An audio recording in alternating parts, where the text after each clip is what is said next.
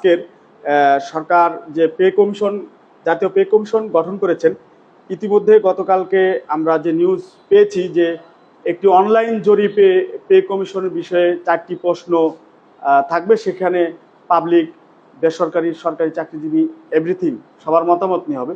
সেক্ষেত্রে আমার এই পেজের পক্ষ থেকে আমি একটি মতামত জানতে চাচ্ছি আজকের আক্তার ভাইয়ের কাছে প্রশ্ন, যে জাতীয় পে কমিশনের যে গঠন হয়েছে, আসলে জাতীয় পে কমিশনে সরকারি কর্মচারীদের কি প্রত্যাশা, সেই হিসাবে আপনি সরকারি কর্মচারীদের একজন প্রতিনিধি হিসাবে আপনার কি বক্তব্য পে কমিশনের উদ্দেশ্যে বলবেন?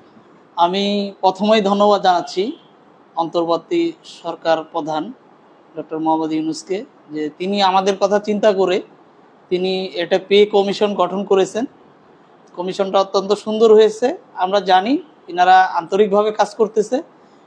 আমাদের প্রত্যাশাটা ওনাদের কাছে বেশি, কারণ 2015 সালের পর থেকে আমরা কোনো পে স্কেল পাই নাই।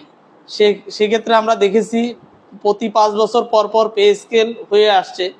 হিসাবে আমাদের 20 সালে একটা পে স্কেল পাওয়ার কথা, সেটাও হয় নাই, 25 সালে এসে গঠন হয়েছে। সেই হিসেবে আমাদের তো যে দাবি সেটা হলো 15 সালে পে স্কেলে যেটা ছিল, যেহেতু মাঝখানে একটা পে স্কেল আমাদের মিস গিয়েছে, কোনো কারণে পাই নাই, সেই হিসেবে আমাদের প্রত্যাশাটা অনেক বেশি থাকবে। বর্তমানে আপনারা জানেন জীবনযাত্রার ব্যয় অনেক বেড়ে গেছে। এখানে আমাদের যে বেতন ভাতা দেওয়া হয় সেই বেতন ভাতা অপর্যাপ্ত। এটা আপনারা যদি একটু আশেপাশের যে দেশগুলো রয়েছে তাদের সাথে তুলনামূলক বিবরণী করলে আপনারা দেখবেন দক্ষিণ এশিয়ার মধ্যে আমরাই একমাত্র দেশ যেখানে আমরা সর্বনিম্ন বেতনে কাজ করি আর কি। সেখানে কর্মচারীদের আমাদের যে চিকিৎসা ভাতা দেওয়া হয়, যেটা খুবই সামান্য, 1500 টাকা চিকিৎসা ভাতা। আজকাল একটি ভালো ডাক্তারকে দেখাতে শুধু অ্যাপয়েন্টমেন্ট নিতে 1500 টাকা লাগে, টেস্ট করা, আবার পুনরায় চিকিৎসার জন্য ওষুধ নেওয়া। 6 সদস্যের একটা ফ্যামিলিতে 1500 টাকা দিয়ে একটা চিকিৎসা কখনোই সম্ভব না। এটা একটা গ্রাম্য ডাক্তারও করতে পারবে না। ইভেন এখন অনেক মানুষের রোগে আক্রান্ত হচ্ছে, অনেক জটিল রোগে আক্রান্ত হচ্ছে। প্রত্যেক ফ্যামিলিতেই সবারই বাবা মা আছে যারা বয়োবৃদ্ধ, তাদের চিকিৎসার ব্যয়ভার কিন্তু যে চাকরি করে এই ফ্যামিলির কর্মক্ষম ব্যক্তি তাকেই কিন্তু বহন করতে হয়। একই সাথে শুধু তার বাবা মা বা বৃদ্ধ বয়োজ্যেষ্ঠ পরিবারের সদস্য তাকেই নয়, তার শিশু সন্তানকেও কিন্তু প্রয়োজনে চিকিৎসকের কাছে নিয়ে যেতে হয়। সেখানে 1500 টাকা খুবই নগণ্য। আমরা সরকারের কাছে দাবি জানাচ্ছি এই চিকিৎসা ভাতাটা একটা যৌক্তিক পর্যায়ে নিয়ে আসুক। 6 সদস্যের একটা ফ্যামিলিতে বেতন কত হওয়া মনে করছেন? বেতন আসলে দেখেন এখন বর্তমানে যে দ্রব্যমূল্যের ঊর্ধ্বগতি, একই সাথে কিন্তু বাসা ভাড়া অনেক বেড়ে গেছে।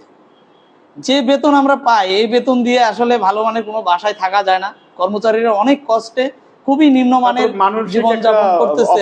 আসলে কাজ করতে গেলে একটা মানসিক চাপ থাকে। দেখা যাচ্ছে 1 থেকে 15 তারিখ পর্যন্ত সে রাজার হালে থাকে। সঠিক আপনি সে কিন্তু ঠিকই বলছেন, খুব ঋণগ্রস্ত হয়ে, প্রত্যেকটা কর্মচারী ঋণগ্রস্তের টেনশনে সে সরকারকে শতভাগ কাজ দিতে পারছে না। সেক্ষেত্রে যদি সরকার আমাদের কর্মচারীদের প্রত্যাশা অনুযায়ী, তিনি যেটা বলছেন যে সরকার মিনিমাম একটি এশিয়া মহাদেশের সাথে সমন্বয় করে সর্বনিম্ন 35,000 টাকার একটা যদি বেসিক স্কেল সর্বনিম্ন পর্যায়ে পড়ে, আবার বিশেষ করে আপনি যদি বলেন যে গেট সংখ্যা যদি কমায়, এখানে বৈষম্য অনেক কমবে, সেক্ষেত্রে এই দাবিটা তিনি করছেন। আমি এটা বলতে চাচ্ছি, আপনারা দেখবেন বিগত পে স্কেলে 11 থেকে 20 গ্রেড, এখানে 9টা গ্রেডের ডিফারেন্স মাত্র 6,000 কয়েক টাকা। আর ওদের হলো, আর যেখানে 1 থেকে 10ম গ্রেডের প্রতিটা গ্রেডের একটা গ্রেড থেকে আরেকটা গ্রেডের ডিফারেন্স কিন্তু হিউজ। হ্যাঁ, হিউজ ডিফারেন্স। আসলে এই বৈষম্যটা কমিয়ে নিয়ে আসা দরকার। সেক্ষেত্রে বেতনের সর্বোচ্চ এবং সর্বনিম্ন অনুপাত 1:4 এটা হওয়া উচিত। এখন অনলাইনে যে আপনার একটা অপশন রেখেছে, সেখানে কিন্তু আপনার বেতনের অনুপাত 1:8, 1:10 এই অপশন রাখছে, 1:4 এর কোনো অংশই রাখে নাই। সেক্ষেত্রে আপনার কি বক্তব্য? আমার মনে হয় যে যেহেতু আমাদের কর্মচারী ফেডারেশনের এই দাবিটা দীর্ঘদিন ধরে যে 1:4 এই সামঞ্জস্যতায় একটা বেতন স্কেল করতে হবে, এই অপশনটা বাধ্যতামূলক রাখা উচিত, কর্মচারীদের রাখা উচিত। আপনারা দেখেন মতামতটা কর্মচারীরা কোন দিকে দেয়, মতামতটা কর্মচারীরা যেদিকে দেয় আমার মনে হয় তাদেরকে নিয়েই এই পে স্কেল বাস্তবায়ন করা উচিত। আমি আরো কয়েকটা বিষয়ে কথা বলবো। এখানে যৌক্তিক একটা বেতন আমাদের বেতন স্কেল দিতে হবে। এই বেতন শুধু 2025 সালে না, আমরা জানি যে আনুপাতিক হারে প্রায় 5 বছর পর পর পে স্কেল হয়। সেই 5 সেই বছরের সেই এই এখন মূল্যস্ফীতি এখন অনুযায়ী। যে বেতনটা দিবেন সেই স্কেলটা নিয়ে আমি যেন 5 বছর পরেও এই বর্তমান বাজারে আমি মূল্যস্ফীতি অনুযায়ী। মূল্যস্ফীতি অনুযায়ী বাজারঘাট করে আমি 6 সদস্যের একটা পরিবার নিয়ে আমি যেন চলতে পারি, এটা আমি পে কমিশনের সদস্যদেরকে দৃষ্টি আকর্ষণ করছি। আপনারা এই বিষয়টা বিবেচনায় নেবেন। আপনারা বাড়ি ভাড়াটা বিবেচনা নেবেন, কারণ বাড়ি ভাড়াটা দিন দিন বৃদ্ধি পাচ্ছে। কিছু কিছু ক্ষেত্রে দেখা যাচ্ছে যে বেতনের প্রায় শতভাগ আমরা টাকা যারা ঢাকায় থাকি, বাড়ি ভাড়া বাবদ বাড়িওয়ালারা চেয়ে থাকে। হয়তো যে টাকা আমি বেতনই পাই না সেই টাকা বাড়িওয়ালারা ভাড়া চাচ্ছে, কারণ তারা মনে করে আমরা সরকারি চাকরি করি, আমরা মনে হয় অনেক টাকা বেতন পাই। আসলে এই জিনিসটা একটা সামঞ্জস্য পর্যায়ে আসা দরকার। দ্বিতীয় কথা হলো চিকিৎসা ভাতা বৃদ্ধি করতে হবে। 6 সদস্যের পরিবার যেন আমরা শিক্ষা ভাতা, চিকিৎসা ব্যয় বহন করতে পারি। শিক্ষা ভাতা, দুইটা সন্তানকে 1000 টাকা শিক্ষা ভাতা দেওয়া হয় স্কুলে। আজকাল একটা প্লে বেবি নার্সারি স্কুলে ভর্তি করতে গেলে একটা বাচ্চাকে যে জায়গায় 2 থেকে 3000 টাকা, হ্যাঁ 2 থেকে 3000 টাকা মাসিক ফি দিতে হয়, সেখানে দুইটা সন্তান মিলে 1000 টাকা, এটা হাস্যকর।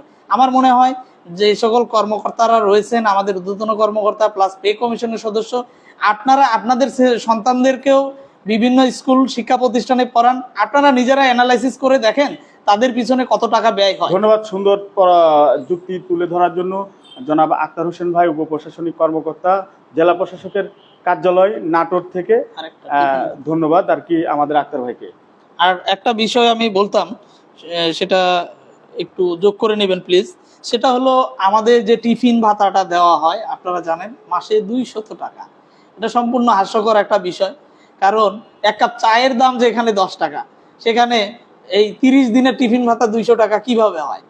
যেখানে যারা ব্যাংকে চাকরি করে প্রতিদিন তাদের লাঞ্চ ভাতা দেওয়া হচ্ছে, প্রত্যেক দিন তাদের লাঞ্চ করার জন্য সরকারিভাবে টাকা দেওয়া হচ্ছে। আমাদের তো টিফিন ভাতা 200 টাকা মাসে কেন, প্রতিদিনে 200 টাকা দেওয়া উচিত। ধন্যবাদ, সুন্দর একটি কথা বলেছেন। আসলে সরকারি কর্মচারীদের যে ভাতাগুলো যুগোপযোগী করা এবং 15 সালের পে স্কেল না হওয়াতে দেখা যাচ্ছে 10 বছরের মূল্যস্ফীতি অনুযায়ী আমাদের বেতন ভাতাদি অপতুল। সেক্ষেত্রে 13 সালের বাজার দরে আমাদের এই ভাতাগুলো দিয়েছিল, এটা যুগোপযোগী।